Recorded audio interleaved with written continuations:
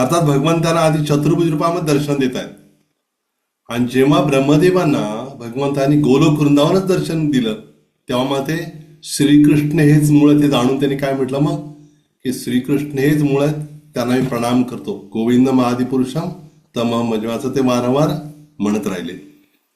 आणि या आजच्या याच्यामध्ये खूप खूप महत्वाचे मुद्दे आहेत तात्पर्यात किंवा श्लोकामध्ये. तर गुरूंच्या आदेशांचं पालन करणं हेच वास्तविक इंद्रिय नियंत्रण आहे, असं इथं स्पष्ट म्हटलेलं आहे. आणि भक्तियोगा व्यतिरिक्त तर भरपूर तपस्या आहेत, पण त्या तपस्येद्वारे भगवंताची प्राप्ती होऊ शकत नाही किंवा वैकुंठाचा साक्षात्कार होऊ शकत नाही. म्हणून आता आपल्याला मध्ये हिरण्यकश्यपूने केवढी घनघोर तपस्या केली. ब्रह्मदेव म्हणाले पण अशी तपस्या कोणी केली नाही, करणार पण नाही. पण असं त्यांना म्हटले नाहीत की भगवान तुमच्यावर प्रसन्न आहेत, भगवंत दर्शन, असं मुळीच म्हटले नाही ते. कारण त्यांना माहित आहे की भगवंत प्रसन्न, अर्थात ती भगवंताचा मोठेपणा आहे की भगवंतानं दर्शन दिलं नरसिंह रूपात त्यांना. आणि त्यामुळं पण ते भगवंत आता समजू शकले नाही, ते काळ रूपातच पाहिलं त्यांनी. प्रल्हाद महाराज मात्र अगदी सुंदर आहेत भगवंत म्हणून ते कौतुक करत होते भगवंताचं. आणि इकडे हिरण्यकश्यपूला वाटत होतं की हा माझा काळ आहे. म्हणजे हा फरक आहे. प्रभात एक सुंदर उदाहरण देतात. एक मांजर आहे, ती मांजर जेव्हा उंदराला धरते तोंडामध्ये आणि त्याच तोंडाने ते आपल्या पिलाला पण धरते. दोन्हीमध्ये दिसताना क्रिया सारखीच आहे, पण त्याच्यामध्ये भाव वेगळा आहे. त्या उंदराला धरताना तिचा भाव एक तर आता मारायचा आहे, काळाच्या रूपात आहे तिथं. आणि या दुसरा मुद्दा कसा आहे की ते पिलाला धरताना ते आपला वात्सल्य भाव प्रकट करते. पिलाला धरताना भले दातात धरले तिनं तरी सुद्धा. आणि त्या पिलाला, स्वतःच्या पिलाला, तिला काय त्या पिलाला भीती वाटत नाही. पण त्यावर उंदराला मात्र वाटते की आता आपण संपला, आता आयुष्य संपलं, तर हरिबोल होणार आपलं. हरिबोल नाही, हरिबोल. त्या लक्षात आलं की आपण संपणार थोड्याच वेळा. तरी पण थोडं त्याला सोडते मोकळं. त्याला वाटतं वा वा सुटलो, परत झडप घातली की झालं, संपलं, खेळ खेळाच त्याचा. तसा भगवंत जे भक्त आहेत त्यांना भगवंताला बघून खूप आनंद होतो, ते कुठल्याही रूपात येऊ देत. पण असुर आहेत ते साक्षात भगवंत दिव्य रूपात आले तरी पण ते ओळखू शकत नाहीत ते भगवंत आहेत म्हणून. हा फरक आहे. म्हणून हे म्हटलेलं की दिव्य स्वरूपात आपण बघू शकतो भगवंताला. हा, या भौतिक डोळ्यांनी, भौतिक देहाने नाही बघू शकत. आणि आध्यात्मिक जगत कसं आहे म्हणे, शोक आणि आकांक्षापासून मुक्त आहे. कारण आपल्याला माहिती आहे शोक हा तमोगुणाचं लक्षण. शोक म्हणजे एखादी गोष्ट घडून गेलेली आहे, त्याची काळजी करत राहणं, रडत राहणं, अहो ते झालं असं रडत राहणं, त्याला शोक म्हणतात. आणि आकांक्षा म्हणजे भौतिक इच्छा, मला हे पाहिजे ते पाहिजे, हे रजगुणाचं लक्षण आहे. आणि आध्यात्मिक जगतामध्ये शोक आणि आकांक्षा का नाहीत बरं? कारण तिथं रजगुण तमोगुणाचा प्रभाव त्या ठिकाणी नाही आहे. आणि तिथलं सत्व कसलं आहे?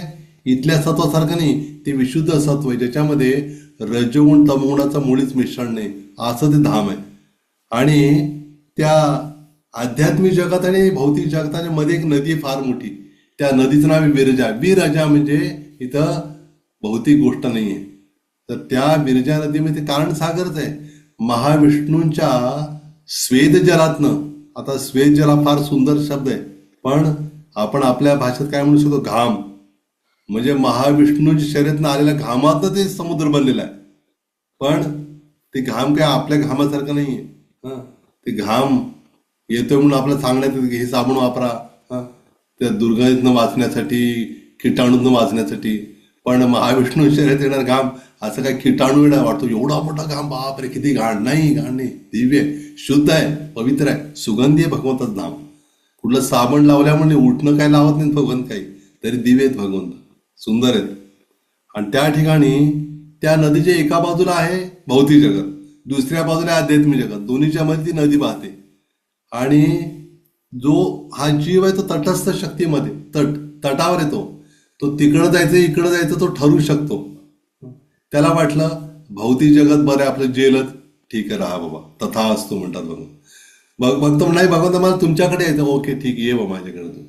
आणि भगवंताची खरी काय इच्छा, आंतरिक इच्छा आहे की आपण सर्वांनी त्यांच्याकडे जावं, त्यांच्याकडे राहावं. आणि आध्यात्मिक जगतामध्ये भूत, वर्तमान, भविष्य हे काळ उपस्थित नसतात तिथं. की आता भूतकाळामुळं असं झालं, तो लहान होता, म्हातार झाला, मृत्यू झाला, नाही. अर्थात नंद महाराज यशोदामाई दिसायला वृद्ध दिसतात, पण त्यांचं ते वृद्धत्व पण दिव्य शरीर, भौतिक नाही. कारण समजा भगवंताच्या आई वडिलांच्या भूमिकेत आहेत ते एकदम तरुण लहान दिसून चालणार आहेत का? ते वात्सल्य भाव प्रकट नाही होणार तेवढं. पण त्या वयाने मोठ्या असल्यामुळं एकदा गुरु महाराजांनी विचारलं, जगन्नाथपुरीच्या यात्रेमध्ये खूप वर्षापूर्वी गोष्ट आहे. एका वरिष्ठ भक्तानं गुरु महाराजांना प्रश्न विचारला, गुरु महाराज, भगवंत कधी वृद्ध होत नाहीत आणि महाविष्णू तर हे कृष्णाचंच एक रूप आहे, तर ते महाविष्णूच जेव्हा अद्वैताचार्य रूपात येतात तेव्हा त्यांची दाढी पांढरी असते, ते म्हातारे दिसतात, मग भगवंत म्हातारे झाले की मग आपण तर म्हणतो भगवंत म्हातारे होत नाही, कसं ओळखायचं? गुरु महाराज म्हटले की तुझं डोकं चालू नको जास्त म्हणे.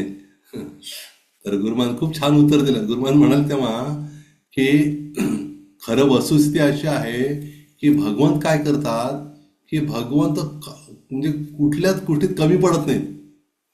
एका दृष्टीने भगवंत म्हणतात, लोक म्हणत असेल मला अहो तरुण दिसतात सगळं आहे पण कुठं म्हातार होऊ शकतात, म्हणजे कमी आहे काहीतरी, म्हातार पण व्हायला पाहिजे असं आहे का? भगवंत म्हणे ठीक आहे म्हणे, हे म्हातार होऊन पण दाखवतो म्हणे.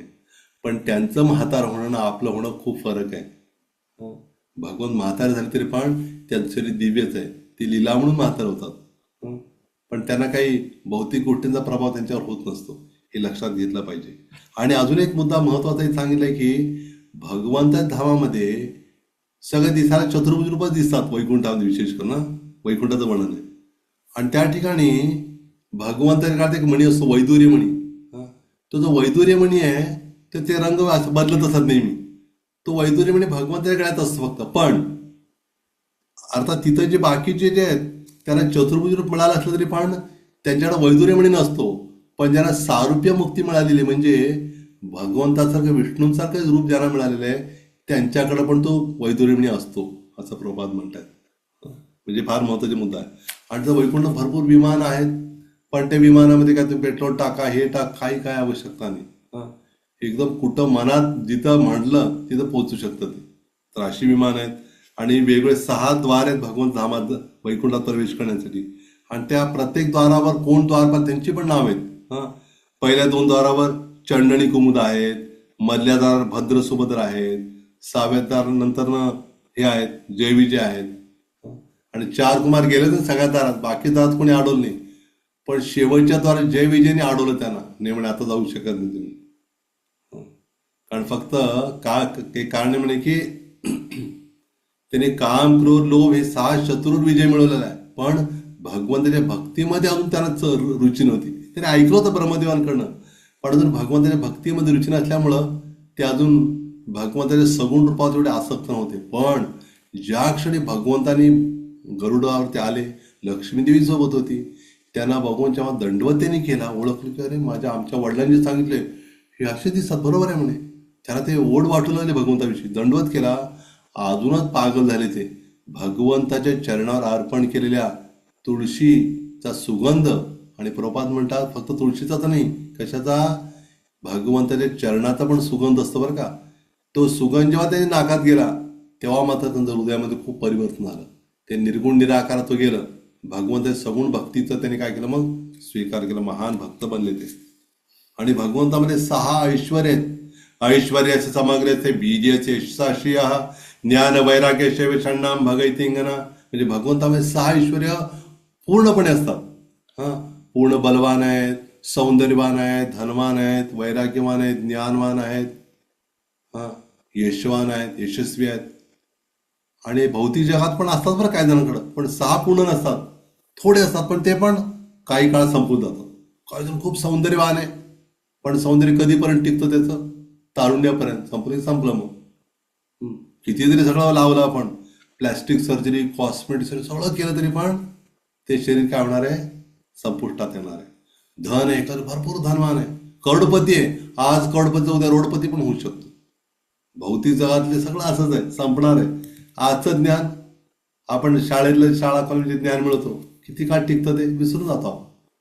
म्हणजे भगवंताकडे सगळं काय दिव्य टिकतंय. आणि भागवत विशेष करून कोणासाठी म्हणे? परमो निर्मत्सराणाम सताम. श्रीमद भागवतमच्या 1ल्या स्कंदातल्या 1ल्या अध्यायातला 2रा श्लोक आहे. कुठला तो? धर्म हा प्रोजित कैतवोत्र परमो निर्मत्सराणाम सताम. म्हणजे हे भागवत कोणासाठी आहे? जे द्वेषरहित आहेत, ईर्षारहित त्यांच्यासाठी आहे. आणि प्रपात्र म्हणतात की या भौतिक जगात जो जीव येतो तोच मुळे कशामुळे? तो भगवंताशी द्वेष आणि ईर्ष्या केल्यामुळं. त्यामुळे इथं आल्यावर तो निर्मत्सरी बनणं एवढं सोपं नाही. पण आध्यात्मिक गुरूंच्या मार्गदर्शनानुसार जेव्हा तो भक्तिमय सेवा करू लागतो, हळूहळू त्याच्या हृदयातलं ईर्ष्या द्वेष नष्ट होऊ लागतं, भागवत त्याच्या जीवनात येतं आणि भागवत वाचू लागलं की हळूहळू का त्याच्या जीवनामधलं हृदयातलं ईर्ष्या द्वेष नष्ट होऊन तो भगवंतावर प्रेम करू लागतो. आणि जो भगवंतावर प्रेम करतो तो सर्व जीवनावर प्रेम करतो. ते गाणं माहिती का, जो आवडतो सर्वांना तोची आवडे देवाला. पण हे गाणं उलटा येते खरं तर. खरं पद्धत काय, जो भगवंताचा प्रिय बनतो तो सर्व जीवांचा प्रिय बनतो. हा, मुळाला पाणी टाकले सगळीकडे पोहोचतं ना.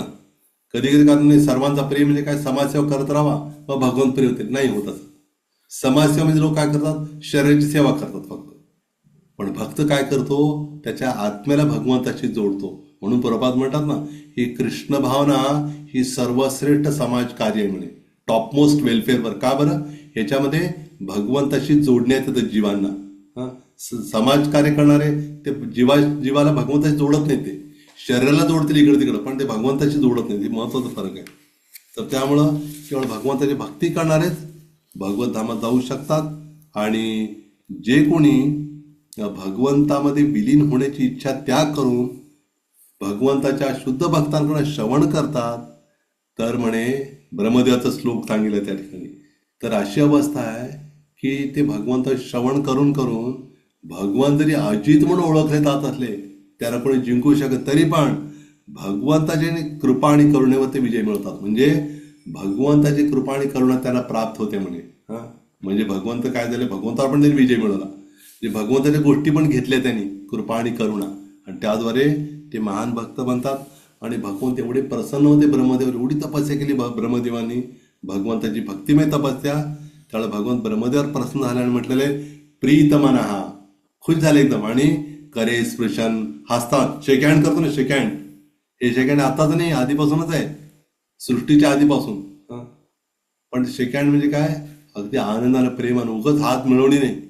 तर त्यामुळं तर भगवंतांनी ओळखलं की हसले भगवंत, की ब्रह्मदेव आता नवीन दुसरी सृष्टी, एक सृष्टी भगवंतांनी बनवलेली, दुसरी सृष्टी म्हणजे त्याच्यामध्ये जीवांना शरीर देणं, ते ब्रह्मदेव करू शकतील असा विश्वास भगवंताला झाला.